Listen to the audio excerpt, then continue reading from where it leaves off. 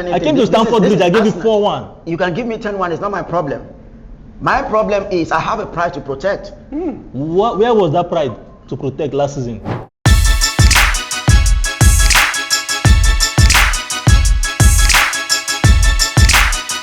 Alright, good evening everyone. It's really wonderful to be back on the platform once again. And today it's a different setup, and I'm sure you get used to the setup by now. So today, on my left, I have an astute Chelsea fan, Bonnie, and here I have my fellow Arsenal fan. I will let them introduce themselves so that you can get to know them better. So I start from you. Can you tell us a little about yourself? My name is AY. Alright, thank you, Arsenal AY. fan. And he's an Arsenal fan. Yeah. Bonnie, introduce yourself. Yeah, my name is Bonnie, a diehard Chelsea fan. Alright, so our people today will be getting reactions about the last two Chelsea games, because I tell you, we don't want to talk about anything else aside the Chelsea game. Every other games in the Premier League in the past 10 days, they pale in comparison with the Chelsea team. So it would be nice to start from a Chelsea fan, but I don't want to start with the sentiments. So I'm going to start with my Arsenal fan.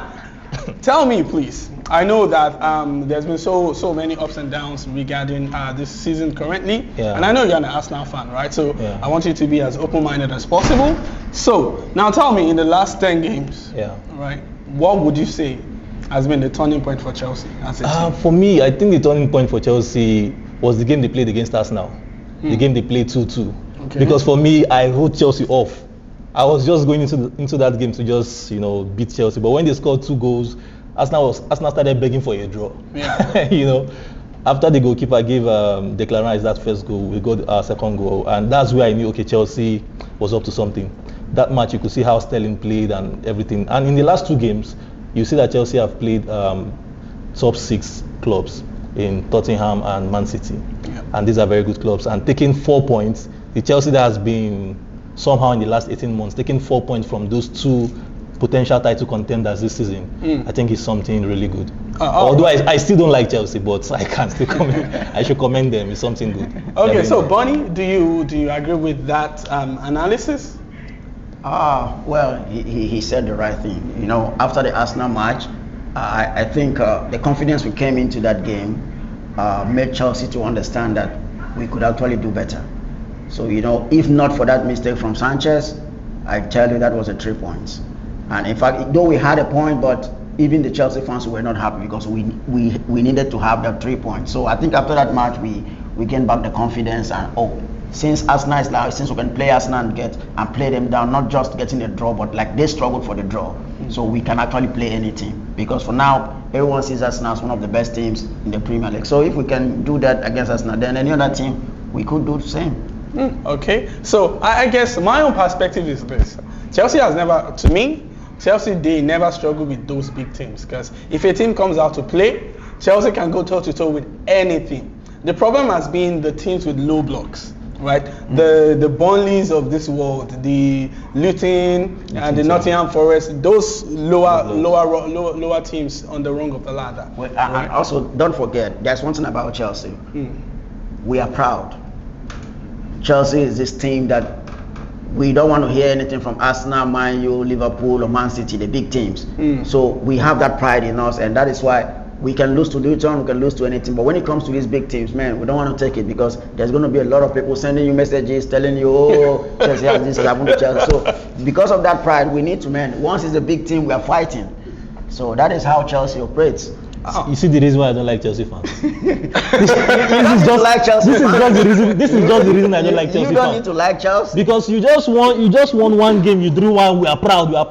Where were you last season when we gave you home and away? It's not about home and away. It's about the team. You can do anything. I came to Stamford Bridge, I gave you 4-1. You can give me 10-1, it's not my problem. My problem is I have a pride to protect. Where was that pride to protect last season? You know what has been happening to Chelsea. Chelsea is just building up. It's like a new team being formed, and we're just building. And you can see, if you can be sincere, last season was just nothing. Even as a Chelsea fan, I was not expecting anything. But you guys. So this season you are expecting something? Why not? Okay. Hold on. But you guys are always building. When did we build? Chelsea has been on top since it was after the Abramovich issue that things became a bit difficult and Chelsea needed to rebuild. Okay, let me bring you. Sorry to cut you short. Let me bring you back to the topic in contention. Yeah. Against Spurs, how did you think Chelsea played? Against Spurs. That game was the where eccentric one where they had a lot of red card. I think Udogie and who else got a red card. I think that game it was Kulusevski that scored the first goal. And after that goal, I just felt okay. This is the regular Chelsea. And Sterling had a goal. I think it was cancelled or something like that. Yeah, so many cancelled goals. So many cancelled goals like that. And when Chelsea came back, they started scoring. Then the red cards, and that's when someone like what's that guy's name? That's your striker. Nicholas Jackson. That's when he came out to show himself and started demonstrating like Drogba. But for me, one thing I like about that Nicholas guy is the fact that he can. I think that guy has energy. He just needs like a creative guy behind him. And if Chelsea can utilize Palmer in the way they've utilized him in the last 2 games, I think they will do so well this season. And what about you? What do you think was the turning point with the Tottenham games? I don't want to talk about the red cards, right? What do you think? Because I knew you guys struggled a bit before the red card, but that's not what we're talking about. What do you think was the major strength and turning point for you in winning that game? Yeah, sincerely, the red card was a plus. I have to be sincere, because if Chelsea played 11-11 against Tottenham, it should be harder. The result would have not reflected the same way. So I think after the first red card, Chelsea were like, okay, we can actually fight back. And when the second one came, man, we just needed 3 points. So we're not actually expecting to get that 3 points because Tottenham has been on a top form.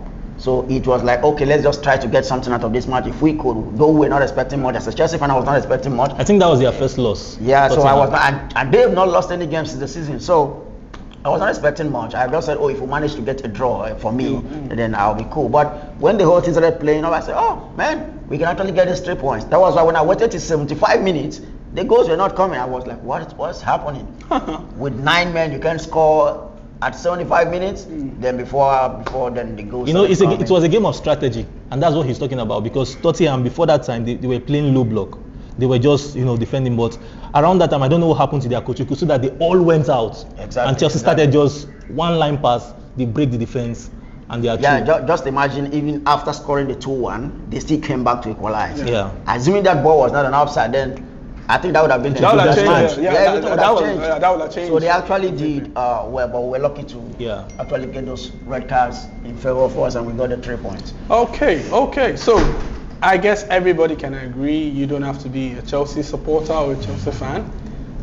We can all agree that we see what Pochettino has been trying to do. He's reflecting in terms of the build-up, right? But I want to ask a very potent question. My question is, do you think Jackson can take Chelsea all the way? Do you think so too? Even Chelsea fans don't think so. Even I don't think That's so. why they're looking for Chelsea. No, you're not a Chelsea fan. I don't need to be a Chelsea fan. I don't need to be a Chelsea fan. Even Jackson is not an Arsenal player. Well, Jackson is not a bad player. We are only asking for an opinion. Yes, but I should be the one to tell you what we as Chelsea fans think. Not you as an Arsenal fan telling me. Okay, let's start from I don't need to tell you anything about Saka. Okay. Tell me, do you think he can take you forward?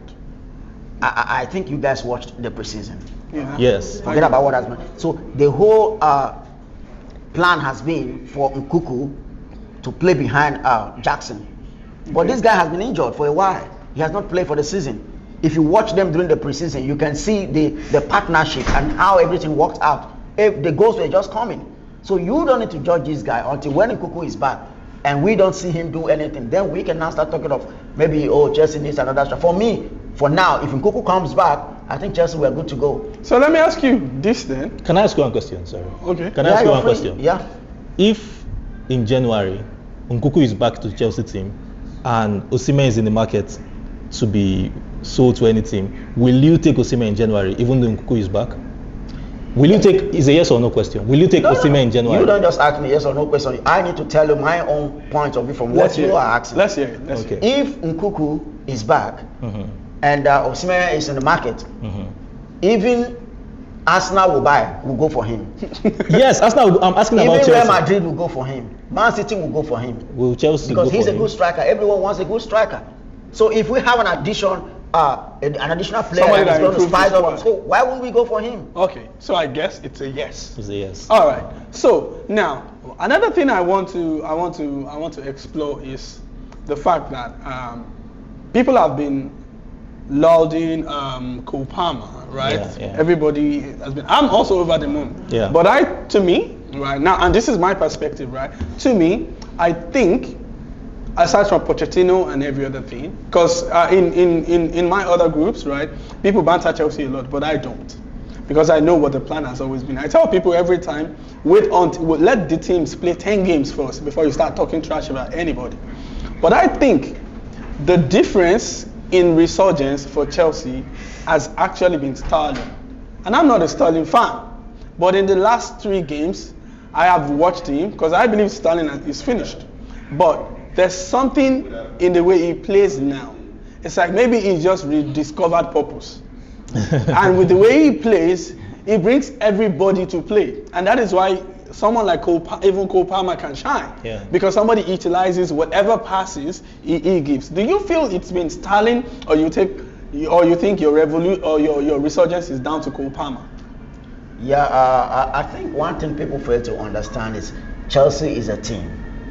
We don't believe in individual performances and all that.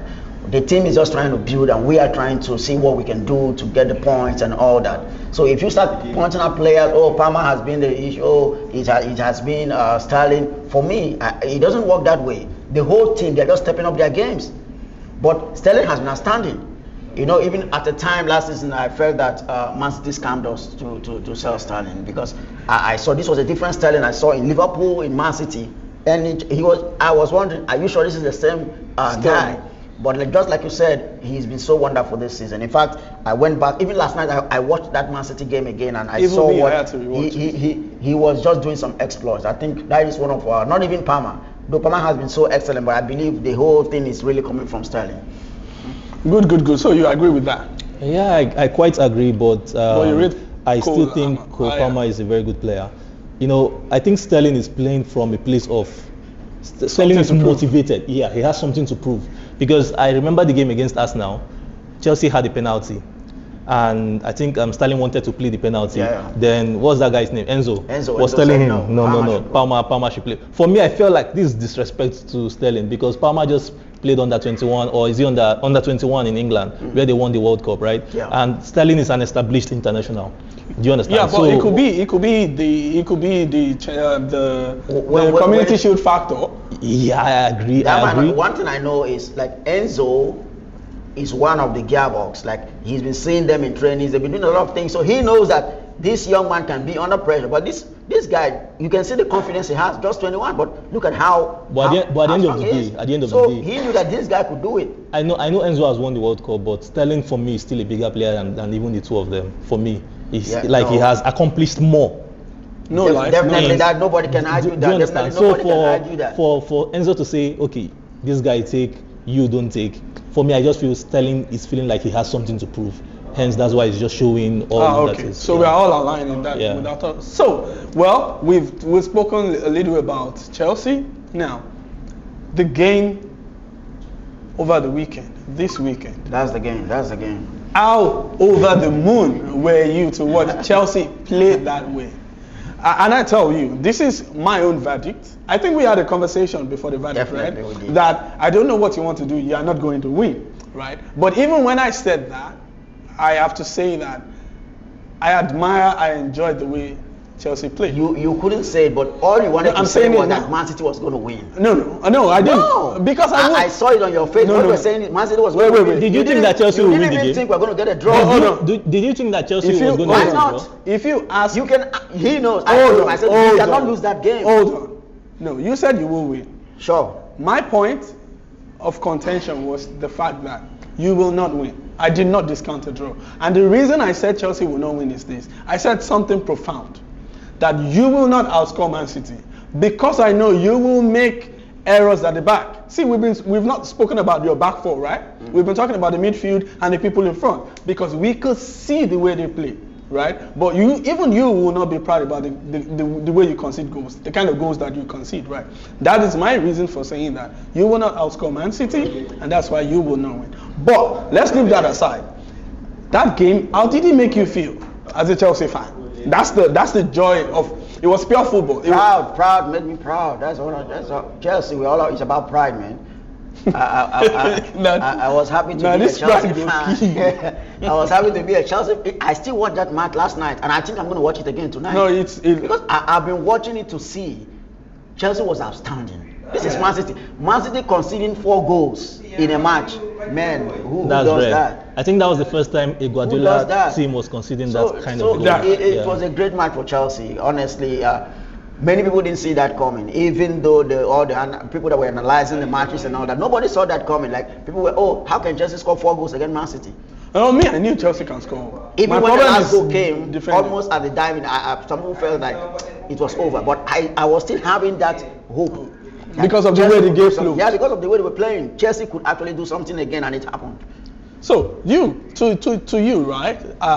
That game, right? What do you judge Chelsea by?